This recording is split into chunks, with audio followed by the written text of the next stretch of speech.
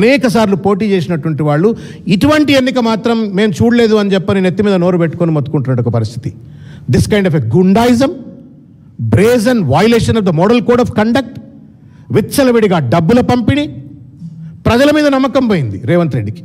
ప్రజలు ఓట్లేస్తారు, ప్రజలకు ఆయన ప్రభుత్వం పట్ల విశ్వాసం లేదు అనేటువంటి తెలిసిపోయిన తర్వాత ఈ అడ్డమైనటువంటి ఒక దొడ్డిదారులు దొక్కుతూ ఇవాళ మొత్తం ప్రజాస్వామ్య వ్యవస్థను కూని చేసి పడేసినాడు.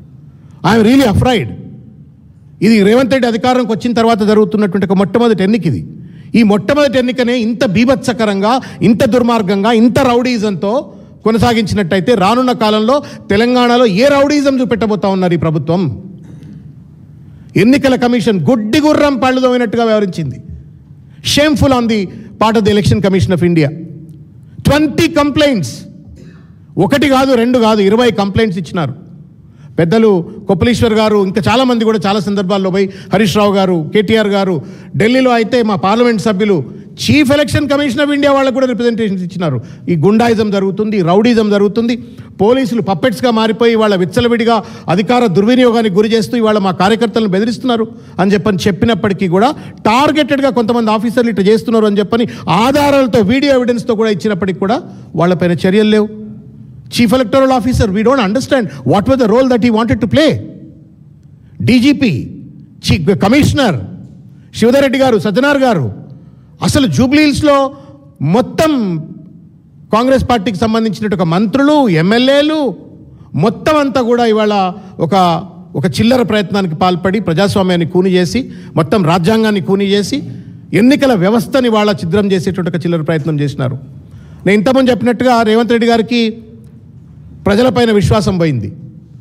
జూబ్లీహిల్స్ ప్రజలు ఓట్లు వేయట్లేరు అని చెప్పని తెలిసిపోయింది. కిస్ ఘర్ మే భీ జాओ హమ్ లోగ్, అది హిందూ కానీ, ముస్లిం కానీ, లేకపోతే ఎస్సీలు కానీ, ఎస్టీలు కానీ, బీసీలు కానీ, ఇంకెవరైనా కానీ, సబ్బండ వర్గాల ప్రజలు, అన్ని వర్గాల ప్రజలు, అన్ని మతాల ప్రజలు ఇవాళ కేసీఆర్ గారు మళ్ళా రావాలా, కేటీఆర్ గారు మళ్ళా రావాలా, ఆయన ఉన్నప్పుడే బాగుండే, ఓ దినీ అచ్చేతే హమ్కు ధోకా కియా గయా అని చెప్పని ఇవాళ జూబ్లీహిల్స్ అంతా అనుకుంటున్నటువంటి ఒక తరుణంలో ఆ ఇంటెలిజెన్స్ రిపోర్ట్లు ఏమొచ్చినాయో తెలియదు. ఇక చలో భయ్, ఆఖరికి ఆయన అస్త్రం తీసిండు, బోగస్ ఓటింగ్ అస్త్రం. ఎంఐఎం వాళ్ళను లోబర్చుకొని కార్వాన్, నాంపల్లి, యాకత్పుర, చంద్రాయన్గుట్ట ఫంక్షన్ హాల్లలో ఇక మా జీవన్ రెడ్డి గారు పారామౌంట్ కాలనీ, జానకీ నగర్ అటువంటి దగ్గర అనేక ఫంక్షన్ హాల్స్ అండి. మొత్తం షేక్పేట్లో అయితే ఉన్న అనేక ఫంక్షన్ హాల్లో రాత్రికి రాత్రి 100 మంది 200 మంది వచ్చి ఆడవాళ్ళని అందులో పెట్టిన పరిస్థితి. మేము జీపీఎస్ లొకేషన్స్తో కంప్లైంట్ చేశాం. జీపీఎస్ లొకేషన్స్తో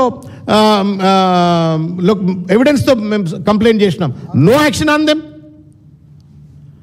రేవంత్ రెడ్డికి ప్రజలపైన నమ్మకం పోయి, కాంగ్రెస్ ప్రభుత్వానికి ప్రజలపైన నమ్మకం పోయి ఇవాళ బోగస్ ఓటర్ల పైన ఇవాళ ఆధారపడ్డటువంటి ఒక పరిస్థితి.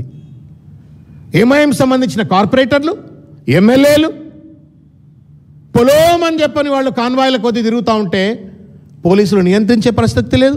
మేము కంప్లైంట్ చేసినాం, కనీసం మీరు షాడో పార్టీలన్నా పెట్టండి. We also wanted to protect you. మీ డ్యూటీని మేము కూడా చేస్తాం.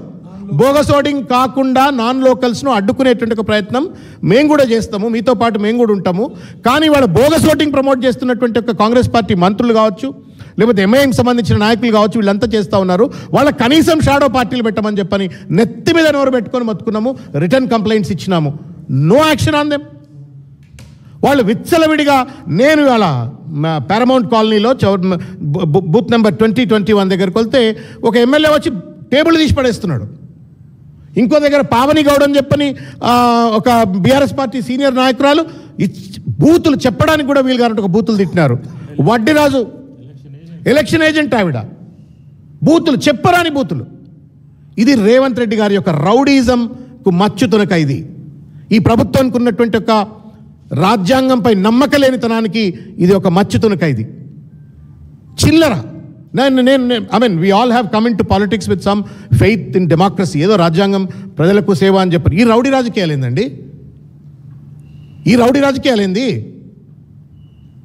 ఎప్పుడో బోగస్ ఓట్ల మీద నమ్ముకునేటోడు దొంగ నోట్ల ఓటుకు నోటు చేసి దొంగతనం చేసినటువంటి ఒక పెద్ద మనిషి ముఖ్యమంత్రి అయితే బోగస్ ఓట్లే ప్రామాణికమైతే అనేది ఇవాళ ప్రూవ్ అవుతా ఉంది. వాళ్ళ దురదృష్టం.